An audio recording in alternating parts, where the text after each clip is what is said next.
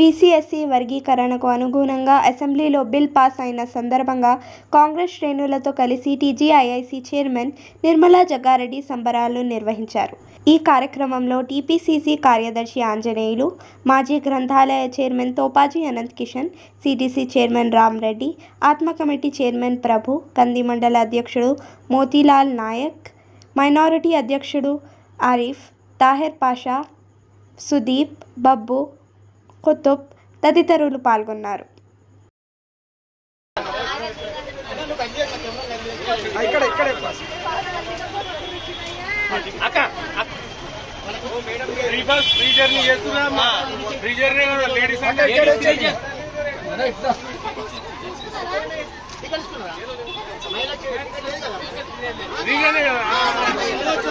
కాంగ్రెస్ ప్రభుత్వం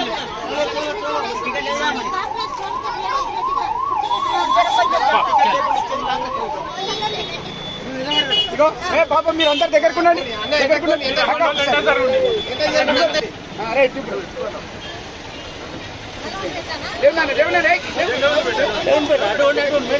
side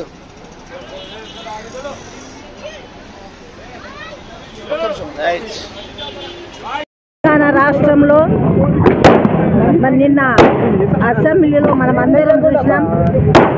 SC వర్గీకరణ అలాగే బీసీ కులగణన చేయడం జరిగింది.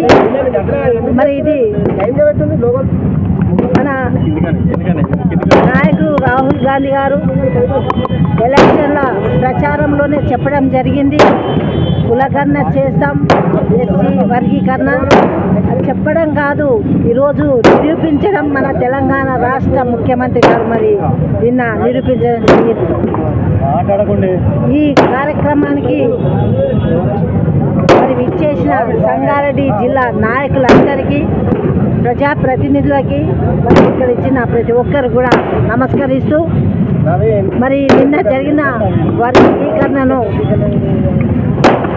మరి నా పక్షాన, సంగారెడ్డి జిల్లా పక్షాన, రాష్ట్ర పక్షాన కూడా ముఖ్యమంత్రి గారికి కృతజ్ఞత తెలియజేసుకుంటున్నా. ఎందుకంటే స్వతంత్రం వచ్చినప్పటి నుంచి ఇప్పటి వరకు కూడా ఇలాంటి ప్రక్రియ జరగలేదు. అంటే ఇది చరిత్రలో నిలిచిపోవాల్సిన విషయం. ఎస్సీ వర్గీకరణ అనేది, బీసీ కులగణన అనేది చాలా పెద్ద విషయము. దీన్ని ఎవ్వరు కూడా వక్రీకరించడానికి లేదు.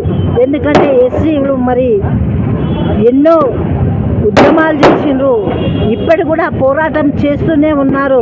అయినా మరి ఈరోజు తెలంగాణలో ఏ రాష్ట్రంలో జరగలేదు.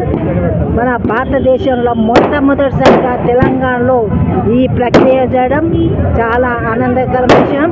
కాబట్టి ప్రజలందరికీ సౌలభ్యం కల్పించే విధంగా చేసిన చరిత్ర కాంగ్రెస్ పార్టీ, మన ముఖ్యమంత్రి రేవంత్ రెడ్డి గారిని చిరస్థాయిగా ఉండే విధంగా మనం గుర్తుంచుకోవాలి. మరి దీనివల్ల వచ్చే స్థానిక ఎలక్షన్లు కూడా అందరికీ కూడా మరి మంచి స్థానాలు కల్పించే అవకాశం దక్కింది. అందరు కూడా సంతోషంగా ఉండాలని తెలియజేసుకుంటూ, మరి ఇలాంటి ప్రక్రియను కూడా వక్రీకరించే వాళ్ళని తిరిగి కొట్టాలని కూడా ప్రజలను నేను కోరుకుంటున్నా. చేసే వాళ్ళకే నిందలు వేస్తున్నారు. వాళ్ళు 10 ఏళ్ళు చేసినా, వీళ్ళు 10 ఏళ్ళు చేసినా ఏది చేయలేదు తెలంగాణకి.